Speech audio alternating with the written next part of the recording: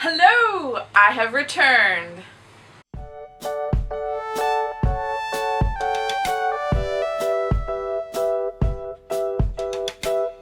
Hello, word nerds! It's me, Cookie. I am sorry it's taken me a while to get a video up. The end of the semester this time around had really consumed way more time than normal, and I just was like, I gotta focus on that, so I apologize for having radio silence, but I am back. So goodbye, April. I actually did almost no reading that month because of work and just reading textbooks in general, because I was trying to find some new ones for the fall. So April just sort of was a blur, and May I have a little bit higher hopes for, because today I already went to one of the book sales, and in between my mom and I, we ended up getting around 70 books, so I think I've made up for that. I actually still have them up at her house. I will pick them up later. But I did pick up a couple things in April and in a couple days at the beginning of this month, so I thought I would go over them. I went to a field trip with the kids to DC, and I went to the National Gallery's bookstore, and I got 101 Things to Learn in Art School by Kit White. I still have the plastic on it. I should have taken that off, but it just gives, like, I'll call it the daily affirmations for the art student, and I thought that was pretty good, so I'm going to probably make them into, like, posters and switch it out throughout the semester, because it looked pretty interesting. While I was there, I also picked up Jessica Kerwin Jenkins' All the Time in the World, A Book of Hours. And it says she wrote the Encyclopedia of the Exquisite. This was just a strange little pretty book. Like, here's February, and it talks about things for each month and the time and that sort of thing. It looked very interesting, and I liked this. Sarah Jessica Parker said, "A delightful ode to everyday elegance. It left me truly inspired." And it's really pretty. I hope you can see it. The spine and the back. It has a blue foil on it, and it looks like I paid $28 for it, so I must have been feeling good that day, because I usually don't pay that much. Or it just meant I really liked it and had to possess it. I forgot to look at the inside. Ooh, so pretty. So I'm thinking this was just a splurge book. It looks like it was by Doubleday, if you are interested. And it has the deckled edges. Alright, this one I'm not even going to bother to pronounce. Spelling's going to go here. This one's interesting, and the subtitle is The Strife of Love and a Dream. And it says it's one of the most famous books in the world, and it's read by every Renaissance intellectual and referred to in studies of art and culture ever since. So I thought I would check this out over the summer. I plan on doing a ton of reading over the next 3 free months, 2.5, give or take. It has illustrations throughout it, and I think it's pretty cheap. It was only $19. It just looked interesting, so I'd like to see what artists were influenced by this and how it worked into their work. And one more, I think that's it. Yes, one more from the National Gallery's bookstore.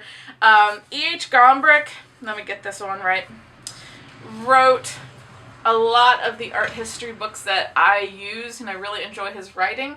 And this is a little history of the world, so it's slightly different, but it's a sort of, I'll call it, a visual chronological guide of our world from start to finish, conceptually speaking. So I thought this would be interesting to sort of parallel with my art appreciation classes, because I always like to show what different disciplines were doing during the time when the artist was working. So I think Gombrich was sort of in that same vein of thought and created a book for that. So it's really quite lovely. It was on sale for $19. Whoop! I think that was on the 50%, so I think I got it for $10. For fiction, I got Shadowing Hannah, and I actually got this in State College, and I think this is actually April also, and I'm going to have a book adventure for that up. I had filmed it when I went up there for a conference, and I just have not had any time to actually edit those clips together, so that will be coming.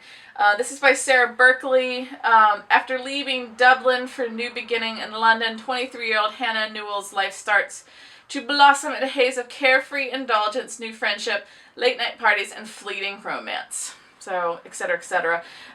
There's some stalking involved. It just looked interesting. And this was from Webster's bookstore, which we'll be seeing a little bit. It's really interesting. It has music, it has used books, and really good activities and sort of social events. So I liked it when I lived in that town, so I wanted to see it again, just to see if they've changed and they actually got bigger and better.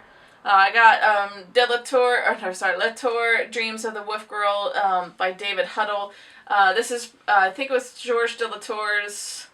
It works with his art, so there is a sort of art theme for April, apparently. I was immersed in my work and it trickled into my other sort of avenues, I suppose.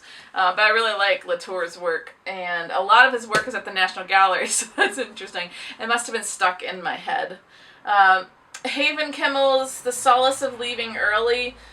This sounded interesting. Small town life. It's knucklehead. He does this every time. Alright, back on track. So, Langston Braverman returns to Haddington, Indiana after walking out on an academic career that has equipped her for little but lording it over other people. Amos Townsend is trying to minister a congregation that would prefer simple affirmations to his esoteric brand of theology. What draws these difficult, if not impossible, people together are the two wounded little girls who call themselves Immaculata and Epiphany.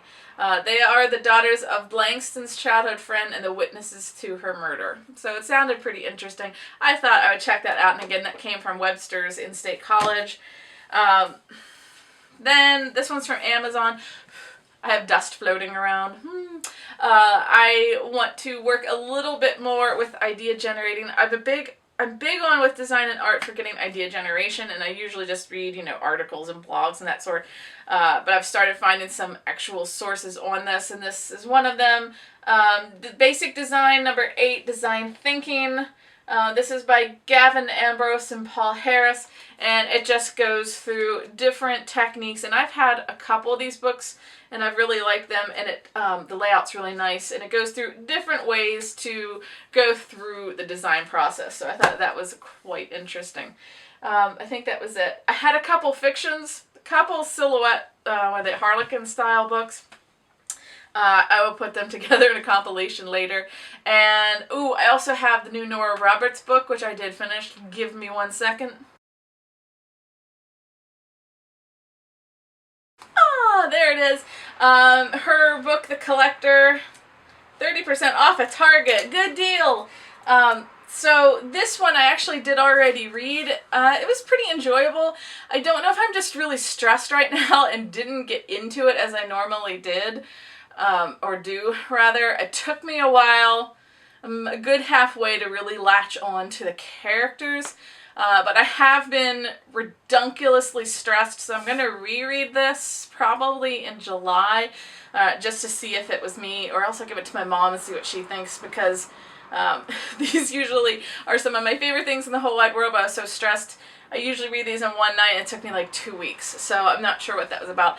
I'm going to blame me on that one, because I've had a lot of chaos with life also on top of work. So instead of relaxing me, I think I just couldn't connect quite to that. Once I did, I gobbled it up, but it just for me was a little bit slower to get into, and the guy, I think his name is Ashton Archer. He was actually an artist. I was like, cool, I'm really going to like this one. But it really took me a long time to sync with them. But I really love the main character's friends. Luke and, I don't even know if I can remember the other girl, the lady's name.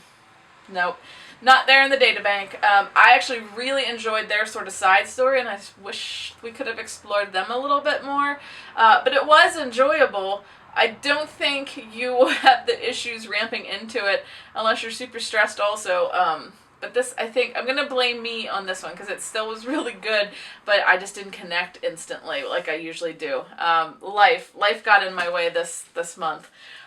So tomorrow I will be going to the State College book sale, so I'm going to do the book adventure on that. I still will post the Webster's from State College book adventure from the last time, so it's going to look a little bit more wintry, and it might not make sense in chronological order.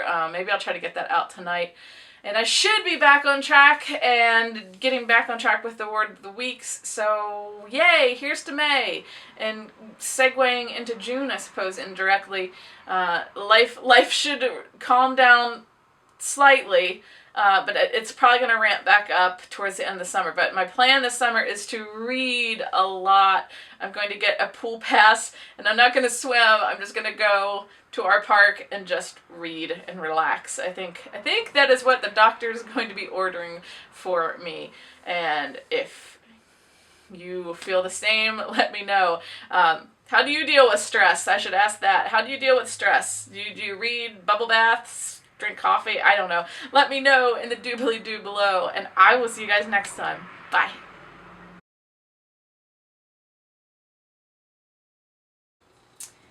Knucklehead says hi. Hi.